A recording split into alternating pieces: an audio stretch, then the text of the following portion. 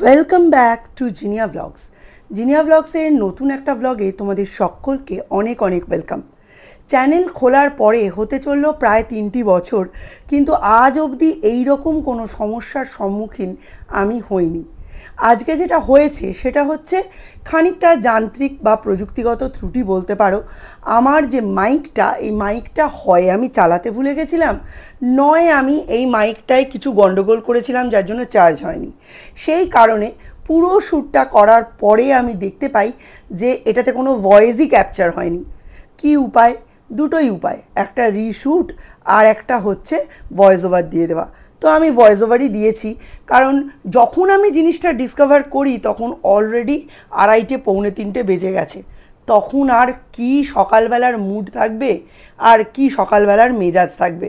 সেই জন্যেই voice over দেওয়ার সিদ্ধান্তটাই আমি নিলাম।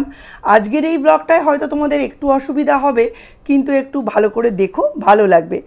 সকালবেলা মিস্টার বিশ্বাস বেরিয়ে যাওয়ার পরে আস্তে আস্তে আমি উঠে চলে এসেছিলাম দোতলায়, কারণ আজকে সরস্বতীদিকে দিয়ে আমার ওপরটা মোছানোর ইচ্ছে। তো সরস্বতীদি যেদিন মোছে সেই দিন আমি ইউজুয়ালি চেষ্টা করি যে ভালো করে দোতলাটা ঝেড়ে মুছে দেওয়ার। আমাদের ঘরের এই মাথার কাছে জানলাটা শীত গ্রীষ্ম বর্ষা তোমরা দেখেছো বন্ধই থাকে। শুধুমাত্র শীতকালে রোদ যখন ঢোকে তখন 2-1 ঘন্টার জন্য এই মাথার কাছে জানলাটা খোলা হয়। এর পেছনে কিন্তু একটা খুব হাস্যকর কিন্তু ভয়ঙ্কর ইতিহাস আছে। একবার এক রাত্রির বেলায় আমার মশারিতে অনেক মশা।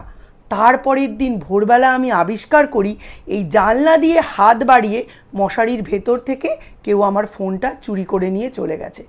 সঙ্গে সঙ্গে আমি আমার ফোনে ফোন করি যে যদি ফোনটা কোনোভাবে আমি পেয়ে যাই, কিন্তু কোনো লাভ হয়নি। ফোন কেউ ধরেনি তা নয়, ফোনটা রিসিভ করেছিল চোর নিজে, এবং বলেছিল আমি রাত্রির 2:30 থেকে 3:30 অবধি এই জানলার এখানে দাঁড়িয়ে দাঁড়িয়ে দেখছিলাম আপনি আপনার ছেলে বরকে নিয়ে ঘুমোচ্ছিলেন শান্তিতে। তারপর রোদ উঠে গেছিলো তো তাই আমি চলে আসি। তবে এখন কিন্তু পুলিশে কন্ট্যাক্ট করে আপনার কোনো লাভ নেই। আপনার সাথে কথা বলার জন্যই সিমটা রেখেছিলাম, এবার খুলে ফেলে দেবো। সেই দিন সঙ্গে সঙ্গে ভোডাফোনের অফিসে কাস্টমার কেয়ারে ফোন করে আমরা লক করে দিই সিমটা, আর তারপরে আমরা নতুন একটা ফোন কিনি। সেই থেকেই এই জানলা বন্ধ। আগের দিন রাত্রিরে কাঁচা জামা কাপড়গুলো একটু মেলে দিয়েছিলাম, দেখো সবই শুকিয়ে গেছে, তবে হালকা হালকা একটু নরমও আছে। সেই জন্য সকালবেলা হাঁটতে যাওয়ার আগেই ভোর 4:30 পৌনে 5টা নাগাদ এগুলো আমি মেলে দিয়ে আজকে মর্নিং ওয়াকে বেরিয়ে গিয়েছিলাম। এসে তাড়াতাড়ি করে মিস্টার বিশ্বাসকে সব কিছু রেডি করে দিই, উনি খেয়ে দিয়ে বেরিয়ে যান, এবং তারপরে আমি সৌম্য সৌর্য দুজনকেই ঘুম থেকে ডেকে তুলি। ইদানিং না সৌম্য খুব বেয়ারা হয়েছে যাই বলো, একদম বাড়ির কোনো কাজ করে না। আর ব্যাপারটা যেটা হচ্ছে, রাত একদম সকালবেলা যেহেতু উঠি একদম ভোরবেলা, সেহেতু 12টা 12:30টার মধ্যেই আমার এনার্জি শেষ হয়ে যাচ্ছে। তাই তার মধ্যেই চাইছি রান্না বান্না, সৌর্যকে পড়ানো, সব কিছু কমপ্লিট করে রাখতে। ইদানিং বেশ কিছু কাজ আমার অ্যাড হয়েছে রুটিনে, যেগুলো আস্তে আস্তে তোমরা সবটাই জানতে পারবে, কারণ সকালবেলার দিকটা প্রায় পুরোটাই তোমরা আমাদের সঙ্গে থাকো। এখানে আম্মা দাদার বাড়ি থেকে আমি সৌর্যকে আনতে গিয়েছিলাম, কিন্তু গিয়ে দেখি সৌর্য ওখানে ওর খেলনাবাটির সংসার সাজিয়ে বসেছে, আর তার পাশেই ওর আম্মা ওর ড্রয়িংয়ের খাতা নিয়ে বসে আছে। এই যে আমি ডেকে আসার পর দৌড়তে দৌড়তে বাড়ি এলো। এইবার আমি ওকে পড়তে বসাবো, অনেক বড় সিলেবাস, কি করব বলো।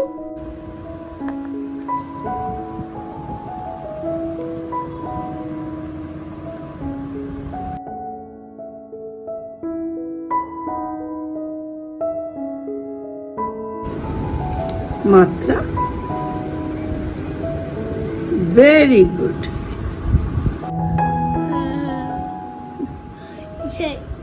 মিস্টার বিশ্বাস আর সৌর্য দুজনে যা খেয়েছে ওটাই সৌম্যর জন্যও রেডি করেছি। এই যে দই, চিঁড়ে, মুড়ি আর অল্প একটু চিনি। এইখানে ঠিক অনেক দিন পরে সৌম্য যাচ্ছে বাজারে।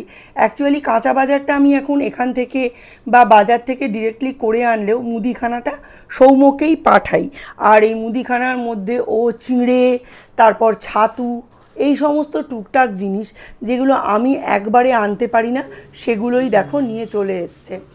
সেইটা লিখে দিচ্ছি, সেটা লিখবো, এগুলো লিখবো না, সেটা আমি আবার লিখে দেবো কালকে। আজকেই করতে হবে, 1 3 13 লিখতে হবে আজকে। কালকেই করবো।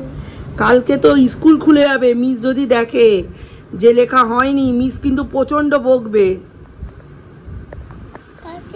কালকে উঠে মেয়েকে পড়তে বসে যাবো, তারপরে আবার উঠে এটা দিয়ে আসবে।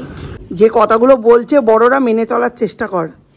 বেশি একেবারে ভেবে নিয়েছে যে ও মাধ্যমিকে ওই কি একটা পেয়েছে 89, তার জন্য ওকে সবাই তেলিয়ে চলবে। যতদিন না তুই ডাক্তার হচ্ছিস ততদিন আমি তোকে তেলিয়ে চলতে পারবো না। ছাতা নিলি না? জল নিয়েছিস?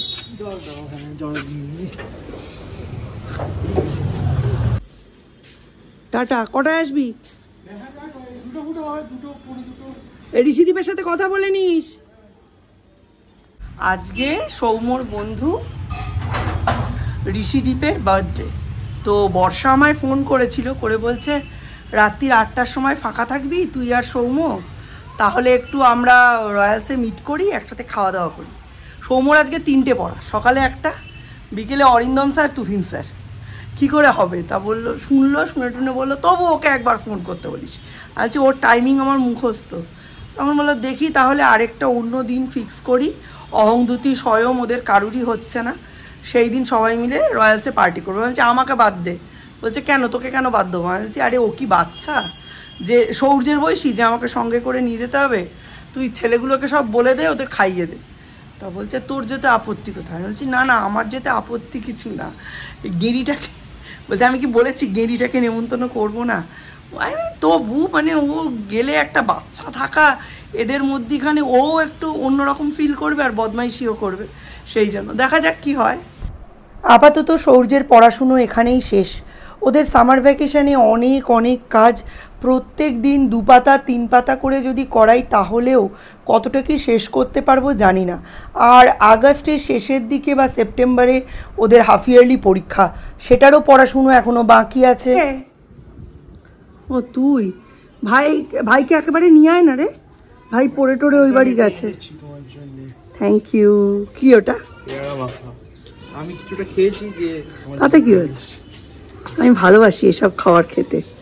অবশ্য সব মেয়েরাই পেয়ারা মাখা খেতে ভালোবাসে। না না না, বেশি আনিস না, পেটেও সহ্য হবে না আজকাল।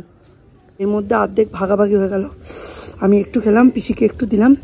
দুজনেরই সেম ভয়, বেশি খেলে অম্বল হয়ে যায়, এইটাই হচ্ছে ভয়। তোমাদের এখানে বৃষ্টি হয়নি? না, আমাদের এখানে কোনো বৃষ্টি হয়নি। আমি আর সরস্বতী দি মিলে জামা কাপড় তুললাম, ডিমের খোসাগুলোকে ভেতরে নিয়ে আসলাম, সব কিছু রেডি করলাম। সরস্বতী দি বললো আগে বাসন টাসন মেজে নিই, নইলে বৃষ্টির ছাঁট আসবে। তারপর একটা দমকা হাওয়া এলো, ব্যাস আর বৃষ্টি হলো না। আমি ওপরে পড়তে গেছিলাম, ওখানে 10-15 মিনিট মতো বৃষ্টি হয়েছে, একদম টানা। না না, তো চোখ দিয়ে জল পড়ছে। আরে না, মানে বেশি জোরে হয়নি, বাট হয়েছে বৃষ্টি। প্রায় 6টা বাজে, গাছে জল দেওয়ার জন্য উঠে আসলাম। সেই ভোটের পর থেকে আর তো বৃষ্টি হয়নি, আর আমিও উঠিও নি। আজকে উঠলাম, একটু ভালো করে জল দিয়েছে। দুপুরবেলা ঘুমোতে যাওয়ার আগে নর্মালি আমি ছোট্ট করে একটা এডিটিং কমপ্লিট করে রাখি, যে সকাল থেকে যে ক্লিপসগুলো নিয়েছি সেগুলো একসাথে জয়েন করে তারপর দেখি যে কোন অংশগুলো প্রি কাট দেওয়া যাবে। করতে গিয়ে দেখি সকালের যে কটা ক্লিপে আমি ছিলাম কোনোটাতে আমার মাইকের সাউন্ড অন ছিল না। বাধ্য হলাম ভয়েস ওভার দিতে, কিছু করার নেই, কারণ রিটেক হয় না জীবনের। এটা যদি সিনেমা হতো নেক্সট দিন আর একটা রিটেক হতো, কিন্তু এটা তো সিনেমা নয়, এটা তো আমার জীবন।